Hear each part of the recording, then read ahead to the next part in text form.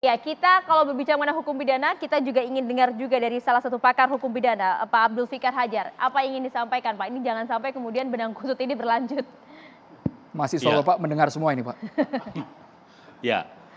Kalau lihat pasalnya, persis seperti yang teman mahasiswa katakan, itu sebenarnya deliknya delik material.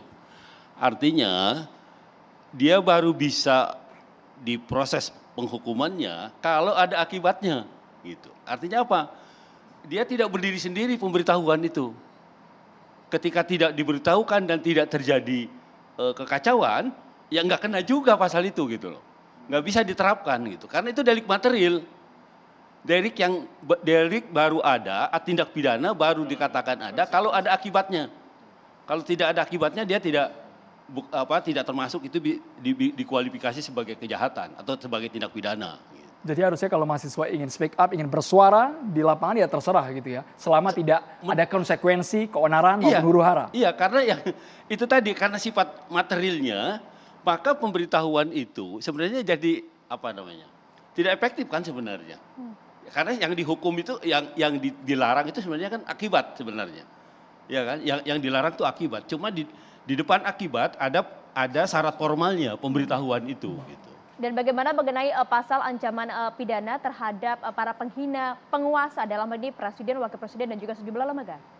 Ya, kalau menurut saya begini, saya sejak dulu berpendapat bahwa presiden itu adalah institusi, ya. Dia bukan orang, bukan personifikasi dari orang. Gitu. Sama dengan DPR, MPR, presiden, itu institusi. Nah karena itu kalau menurut saya, penghinaan itu harusnya lebih pada orang ke orang gitu, bukan pada institusi. Nah, sejak dulu saya bilang, saya tidak setuju ada pasal penghinaan pada seseorang. Loh, ini pasal dari KUHP, ya kita lihat KUHP ke belakang. KUHP itu kan bawaannya penjajah kita Belanda, ya kan? Di Belanda itu sistemnya kan monarki, kerajaan ratu yang baru diganti kalau dia meninggal. Ya. Artinya memang hukum pidana harus melindungi ratu itu. Ya, harus melindungi. Nah karena itu kemudian penghinaan terhadap ratu atau terhadap presidennya, kepala negaranya itu kena tindak pidana. Tetapi ketika kita memilih negara demokrasi yang setiap 5 tahun sekali kita ganti bikin pemilu dan bisa ganti kepala negara, kamu saya nggak relevan itu, gitu. Artinya perlindungan itu pada orangnya, gitu, bukan pada jabatannya. Percuma kita berdemokrasi umpamanya kita tidak bisa menyampaikan kritik, saran atau apapun yang sekeras-kerasnya gitu ya terhadap kelembagaan demokrasi. Ini kan perbedaan antara kritik dan juga penghinaan, Pak Abdul Fikar. Iya, penghinaan itu lebih pada orang, iya kan? Oke. Kalau kritik itu pada lembaga, pada pekerjaan, hasil pekerjaannya, gitu, hasil kreasinya, hasil perbuatannya. Bang Boni Hargen, sekalipun saat ini deliknya bukan delik biasa tapi delik aduan. Terlepas itu simpatisan yang sudah pro dengan presiden, kalau tidak atas izin sang presiden tidak akan bisa melaporkannya. Bang Boni. Begini, kasih saya waktu 1-2 menit. Saya mau kasih gambaran besarnya, ini dari dimensi politik ya. Demokrasi kan nggak pernah bisa hidup tanpa kritik. Dan kritik mengandaikan ada ruang publik toh. Nah, ciri ruang publik yang benar itu adalah ruang publik yang terbuka, yang transparan, yang diskursif. Di mana di sana ada dinamika, ada dialektika gagasan, ada kritik di sana. Sejauh itu saya kira it's okay, fine. Nah, cuman perkembangan demokrasi kita, apa yang kita lihat hari ini dan apa yang kita lihat 20 tahun lalu, 100 tahun lalu, 200 tahun, itu berbeda konteks ruang publiknya. Maka Habermas mengatakan ini yang disebut ruang publik baru itu kan. Nah ini ruang publik baru ini agak rumitnya karena dia kemudian selain bergeser dari ruang publik yang bersifat on-site itu yang kita bisa lihat sampai ke yang online. Nah ruang publik ini juga kan bukan sesuatu yang bisa ditakar secara secara numerik ya, tetapi suatu konsep yang memang cair. Nah ini tidak mudah. Di satu sisi ada ekspektasi yang besar dari publik bahwa demokrasi ini harus hidup. Syaratnya adalah ada kritik, ada dialog, ada deliberasi namanya, ada konsultasi publik.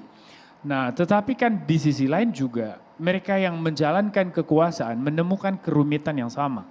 Apa itu? Atas nama kebebasan dan berlindung di balik ruang publik, orang bisa mengusung agenda-agenda yang justru merusak demokrasi.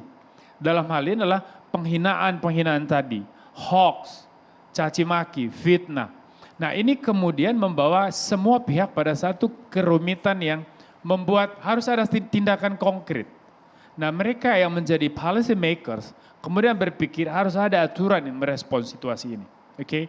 Nah dalam konteks inilah muncul yang sekarang kita bahas, rancangan undang-undang KUHP itu. Nah rancangan KUHP ini menjadi persoalan besar hari ini dan bola panas karena satu, dari awal isu ini tidak ada pemahaman yang komprehensif soal pembedaan antara kritik dan penghinaan. Dan saya kira ini memang terkait sosialisasi dari pihak policy makersnya. Ini juga kritik ke dalam. Artinya teman-teman yang merumuskan rancangan ini harus juga punya tim komunikasi yang cerdas untuk bisa menyampaikan kepada publik sejelas-jelas sehingga tidak ada multitafsir yang membawa konflik. Lalu kemudian juga itu yang satu ya. Nah, kemudian ada yang kedua pemberitaan media juga ini kurang begitu mendalam menurut saya, tapi lebih penekanannya pada sensasi. Sehingga kelihatannya bahwa pasal-pasal ini tujuannya mengebiri demokrasi. No, Bang. Kan sebetulnya tidak ada maksud ke sana, Bang. Ada beberapa berita online yang saya baca agak provokatif, bukan TV One. Nah, jelas itu clear berarti Bang ya, bukan TV One Terima kasih ya. Om Uni, lanjut. Saya tidak bilang TV One sampai detik ini, mungkin besok saya nggak tahu. Nah, tapi saya mau mengatakan bahwa ini kemudian menggiring persepsi orang bahwa ini pasal mau membawa kita kembali ke era Soeharto. Padahal sama sekali enggak.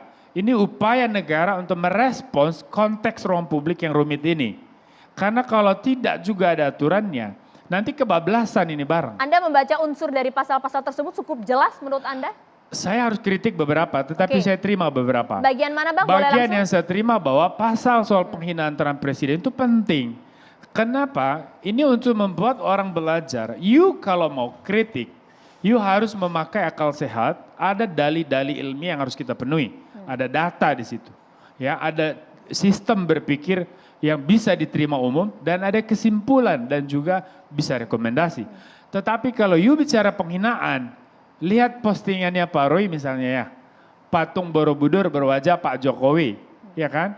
Itu kan Dia bisa, nge-retweet itu, Bang. bagi kaum libertarian fine, itu biasa aja. Tetapi kan bagi orang-orang konservatif, dia bilang ini penghinaan yang serius. Nah, you mau Subjektif bilang, artinya? ya, you mau bilang mana yang paling benar? Nggak ada. Hukum yang memastikan mana yang benar, oke?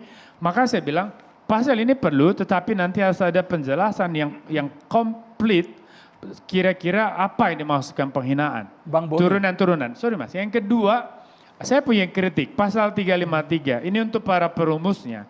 Tolong ini dibenahi konsep kekuasaan umum yang kalian maksud itu apa. Karena jangan sampai pasal ini kemudian memunculkan kontraproduksi. Dan itu kita tidak mau. Karena niat dari perumusan pasal-pasal ini kan untuk menjamin ketertiban umum. Menjamin demokrasi ini sehat, ruang publik ini sehat. Tapi jangan sampai ada pasal yang kemudian kabur atau karet. Nah definisi kekuasaan umum di situ apa? Kalau kemudian itu mengacu kepada bupati, gubernur, DPR, DPD, terus kemudian sampai kepada presiden. Ya pada ranah mana definisi kekuasaan umum itu bisa membawa orang kepada delik pidana. Oke, itu yang kemudian dipertanyakan. Nah itu yang saya pertanyaan dan saya kira itu menjadi PR buat teman-teman yang Baik. merumuskan. Posisinya ada Terima lagi seperti ini Bang Boni. Ada yang mempertanyakan ketika kita menghina harkat martabat presiden. Posisi kejelasan harkat dan martabat ini di bagian mana? Saya Kenapa kira- prinsip hukum, unsur hukum lex strictanya atau kejelasannya tidak dicantumkan di sana? Sesaat lagi kita harus jeda hanya di catatan demokrasi pemirsa.